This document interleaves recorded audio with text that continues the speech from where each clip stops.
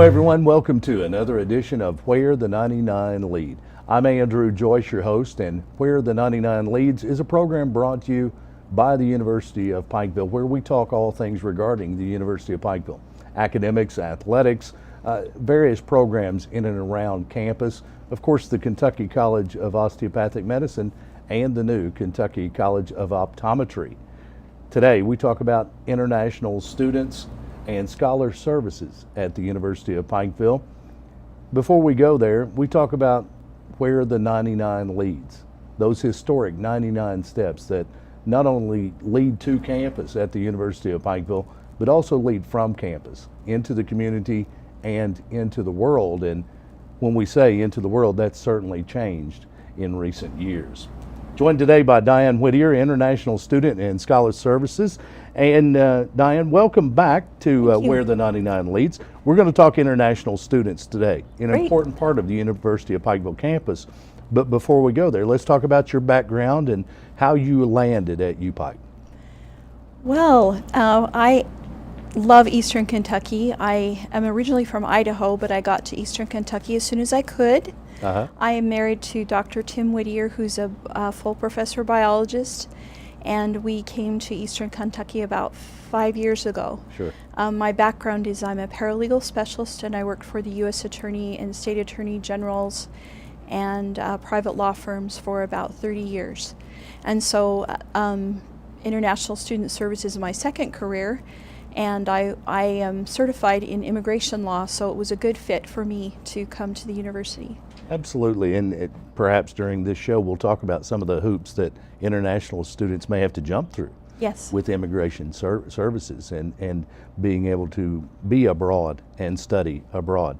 We talk international students and scholar services, and immediately it comes to my mind that there are people that may be very familiar with the University of Pikeville and didn't realize there were international students even on campus, but there are. We're going to talk about that. The Office of International Student and Scholar Service has many different parts. Yes. Give us an overview. We help the students originally by outreach. They contact us and let us know that we're interested.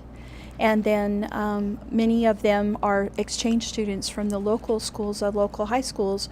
We have several students that are from like Johnson County or Oneida Baptist, and they've come here for an exchange program for just a year. Sure. And they love the area so much, and they have friends here that they would like to stay. So we welcome any students that are interested in attending the University of Pikeville to contact us. And then we let them know about our admission process. They fill out some forms, and they also have to prove that they're financially viable to the U.S. Embassy in their home country to study for a year.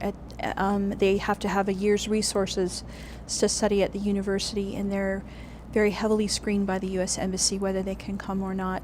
And they also have to prove home ties to their country. It's not a form of immigration, it's just a study abroad for higher education. So once they're finished with their degree, they need to prove that they have ties to their home country for them to return. Sure. So there are some hoops. Yes. There are some things that those students would have to go through. First, let's talk about maybe exchange students, because I think many of us are familiar with, may have even gone to school with, class with, foreign exchange students in high school that come to your school, live with the family, stay for a year, and then return to their home. Now, you have those students currently that want to stick around for another year possibly, get a year of college, what have you, underway. What are some of the legal hoops that they have to go through besides what you've already mentioned? There's several different kinds of visas that students hold. The most typical are a J visa, which is they're a visiting scholar, so their programs are typically 1 year or 2. And then there's the F student, which means foreign visitor. F1 means that they hold the visa, and they have the opportunity to study for up to 60 months, and they renew their visa in their home country. It's like a hand in a glove. They need a passport and a visa in order to enter the United States and attend a higher learning institution. Are many of those requirements the same, whether someone was a student, a foreign exchange student in high school and stayed, or an international student who wants to come and study at the University of Pikeville? They're slightly different. The process is similar, but usually a high school student is sponsored by an organization such as Rotary or a church or some missionary service Sure. or a government entity very often.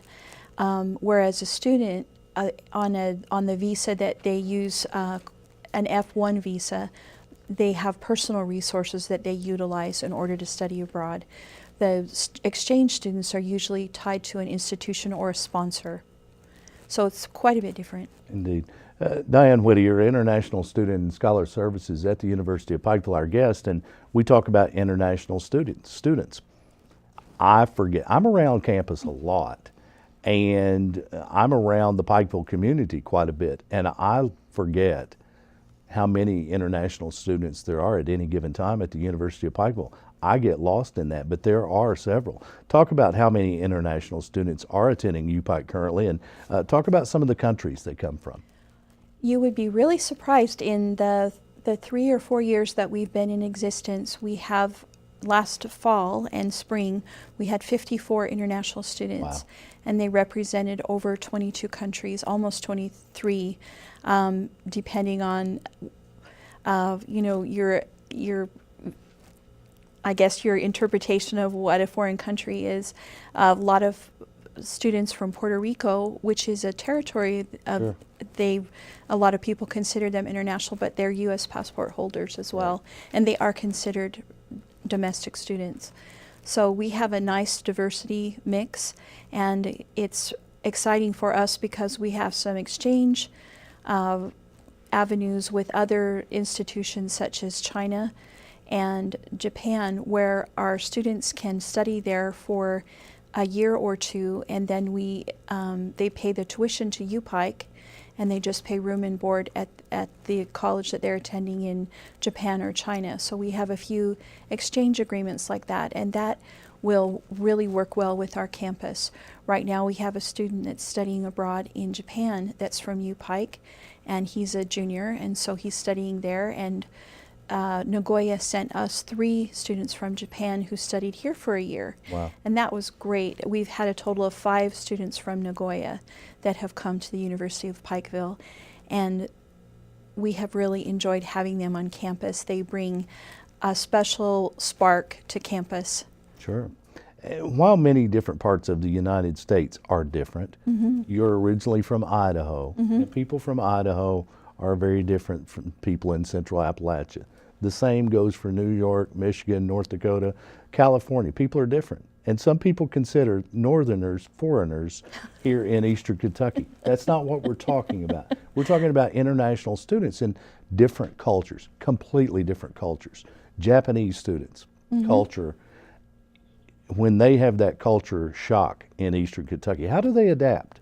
They do very well. A lot of the students that choose to study abroad have a lot of drive, I've found. I think it's very typical for them to not be afraid of other people, and they're interested in the world. So when they come here, I think they get a little bit tired because just the travel, really long plane ride, Sure. and then they're not used to having just one language spoken all the time. So listening to the same language over and over again that you're not familiar with, especially when it's not your first language, can be very exhausting. But they tend to find things that are really interesting to them. They love the plants. They really like the food. They find the people very engaging and very warm. Right.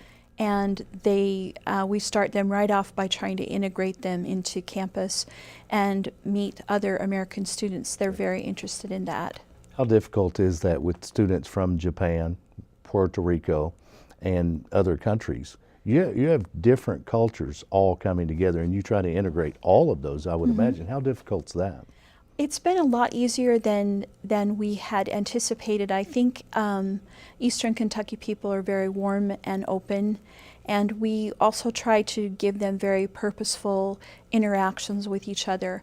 So we have themed activities that will have a very purposeful outcome. For example, we have several volunteer opportunities with our chaplain where they can volunteer in the community, and that helps them.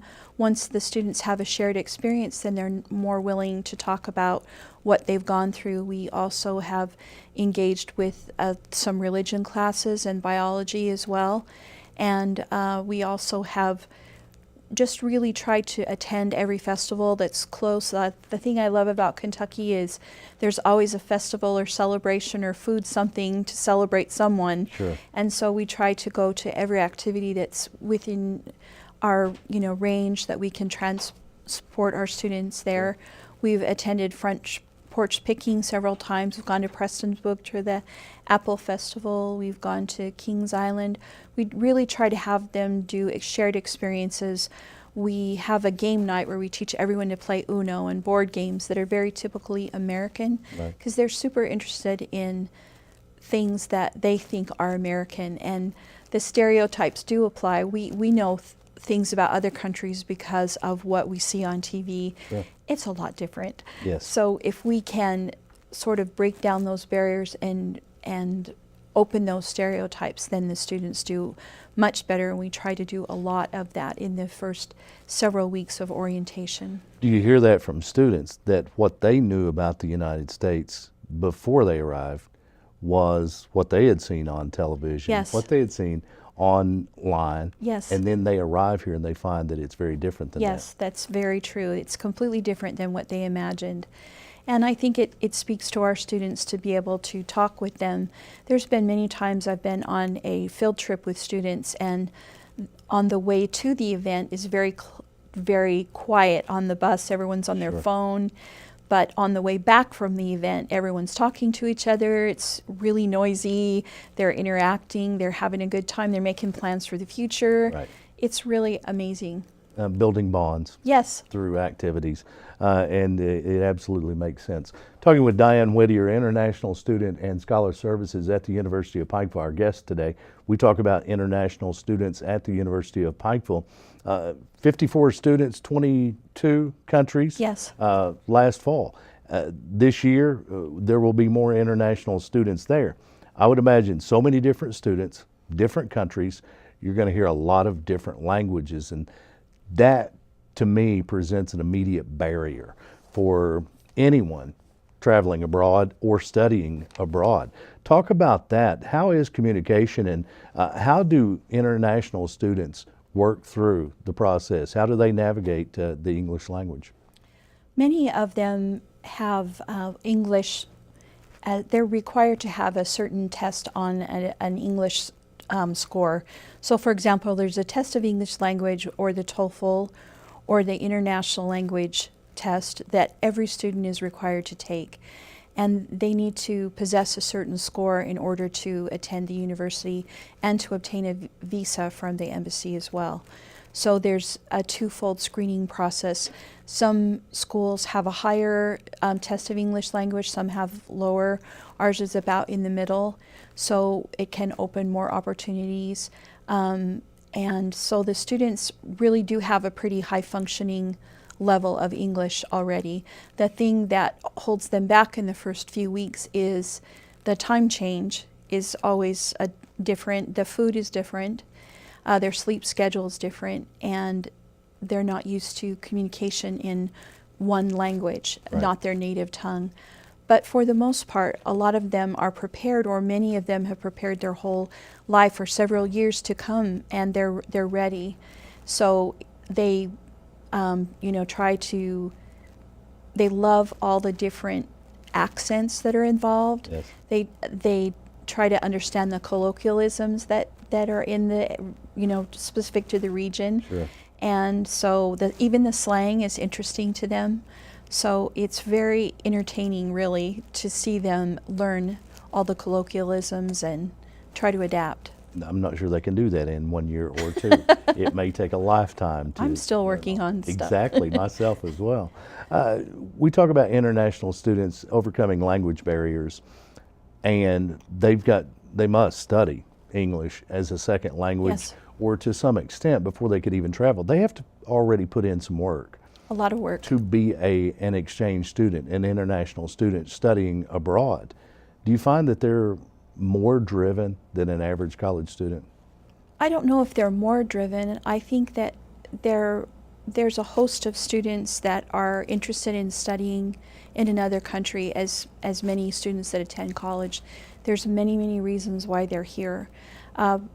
English is the language of business, especially with computers. That language is English, so many students have tremendous interest in continuing to learn the language of business. So especially in Japan, their grammar is excellent because they spend so much time on their grammar. Sure. But someone that's learning Spanish, their verbs are at a different place in the sentence. Right. So everyone has their challenges in language, and a lot of them they're just open to learning new things. Right. And they find it really interesting. It's so better to have a friend in a different country where we all worry about the same things. We worry about our friends, our family, and you find that you have more in common than you have differently. Sure.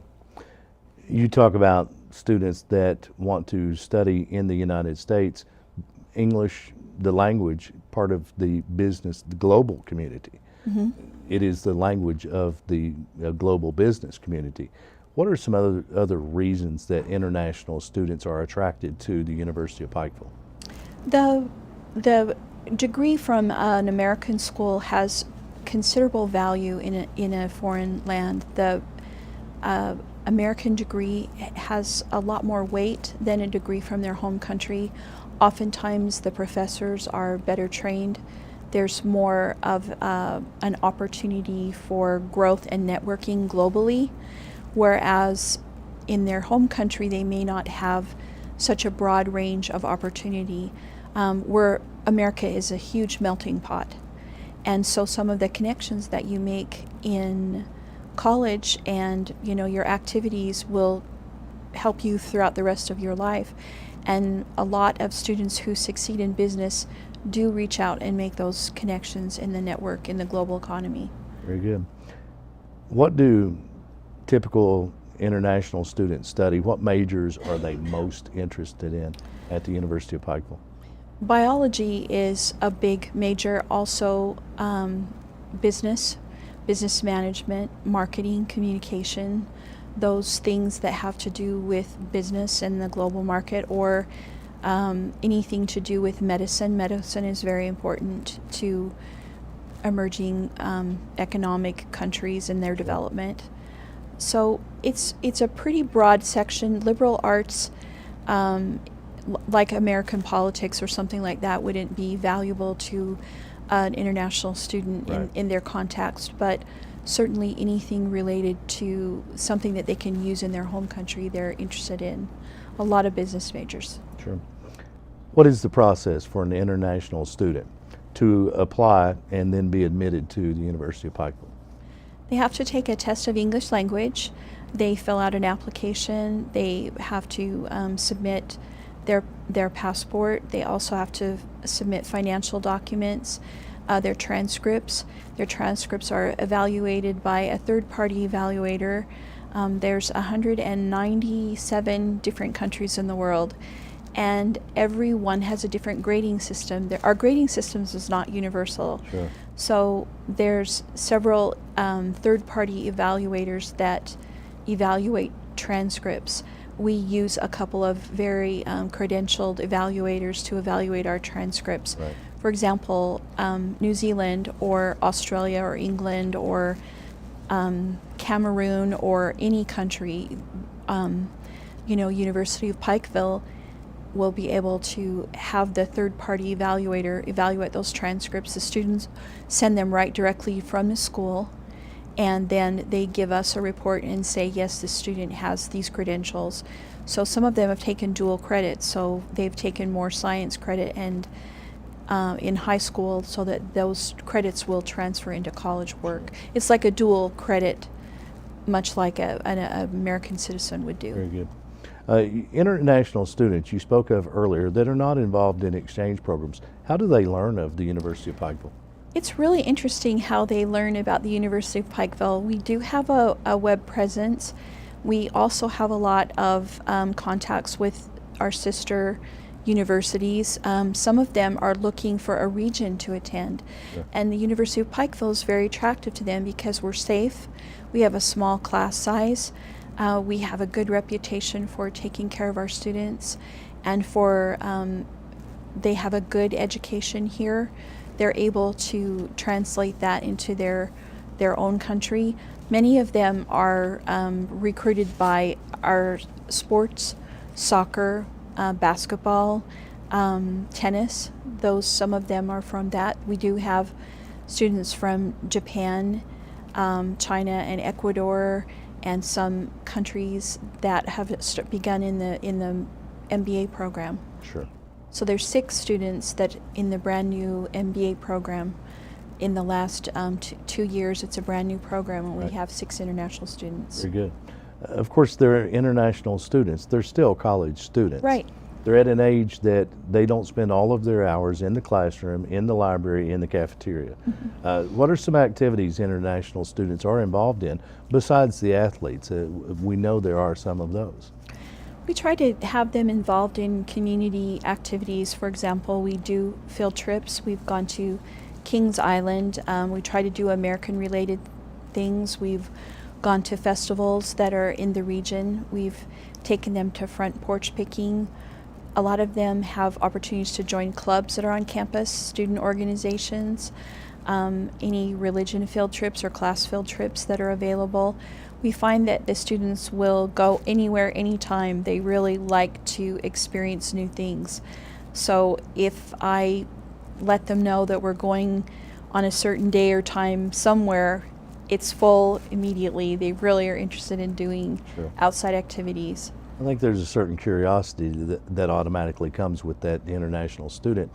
They're studying abroad for a reason to be able to absorb as much as they can of that culture, and it certainly makes sense. UPike, of course, is studying abroad for international students, but what are some of the enrichment activities outside of the classroom? Also, you mentioned volunteer activities. I was curious about that. Our chaplain had several volunteer activities this fall and this spring also, where they went out in the community and worked in the parks, or they painted things that needed painting, or volunteered at whoever needed help. He set it up with many different organizations, and it was just a day of volunteer service just to get the first year students to interact with each other and to let them know that this is a good place to spend your spare time. Volunteering is not a cultural, it's not equal in different cultures. Some cultures are more open to volunteering and some don't. They have specific people that are trained for that. Whereas in America, we tend to be more willing to donate our time and help others. I'm not saying that they don't, but it's just not a cultural thing. Whereas in America, we're used to helping each other and looking out for each other. International students on campus, obviously a benefit to the student, but it's also a benefit to the UPike community. Tell us how. I think a lot of the college students, the first international student they ever met was at college or in high school, and then they see that they have so much more in common than they have different. They still worry about their families at home. They love exchanging music and books and ideas, and I think it brings a lot of diversity and a lot of dynamic ideas that would never occur to anyone on campus. I've learned so much from the international students just because they've grown up in a different neighborhood and they have a different way of looking at things. And I think that is the first way that students gain friendship and open the door for friendship, is to find that they have a shared interest and that they have a lot more in common than they have differently. I know I say that a lot, but I really believe it. Sure. We're all sharing this one big planet. We may have just grown up a little differently, but I would imagine that the UPike students certainly get a better perspective of the countries that those students come from, as opposed to what they may have known about people from that country from television. Right. They get to meet the real person and learn about the culture. firsthand. And I would imagine the international students are excited to be able to share their culture with those here. They are. At least at first, they're like every student. They're shy. They don't think that anyone wants to know anything about them. We're all curious about each other, and I think we try to provide opportunities for them to share their ideas. This fall, we'll be having a coffee hour on campus for international students to just interact. So just be able to come in and talk to the international students. Anyone can join on campus, and it's just International Coffee Hour, and we'll talk about different things. When it's the lunar year for China, we'll talk about that. We'll try to talk about things that are relevant to the students. So often they just don't know how the other person will start communicating with them. And English is not the problem, it's just the exchange of ideas, and it's someone new. We're all afraid of talking to someone new. I'm afraid to meet new people also. I find it hard to go anywhere and just start having a conversation, and I think that the more we talk to each other, the easier it is for all of us to be able to get along and to understand and appreciate other people. Absolutely. Diane Whittier, our guest, International Student and Scholar Services at the University of Pikeville. International students last year, 54 students, 22 countries, 23 if you're going to count Puerto Rico, but it is a U.S. territory. I really feel like Puerto Rico, had a discussion last week, will be a U.S. state in the next few years. I really think it will gain statehood. We'll see, and then that takes that question completely out of the mix. But Diane, international students, 54 last year, 22 countries. What's it look like for this fall? Do we see a growth in those numbers? We see the numbers holding steady. We did have some transition from students, for a lot of economic problems in the world right now, the refugee crisis in several places. We're holding steady. It will be around 50 as well. We did have quite a few students that graduated in the fall and the spring, which we're really grateful for. We had students that spent all 4 years at UPike and graduated, and that's awesome. And then we did have students that are ready to go on to graduate school, and we have students that are doing an extra year of work. They have the opportunity to apply for employment authorization, and they can actually work for a business related to their field for an entire year and stay an extra year. International students at the University of Pikeville, an important part of our campus. Diane, finally, before we wrap up, why do you choose to work in international higher education? What draws you? I love international students. They have a great view of the world. They're very positive people. I really enjoy the diversity that they bring and the different insights that they have. I find their optimism very refreshing, and just their zest for life very life affirming.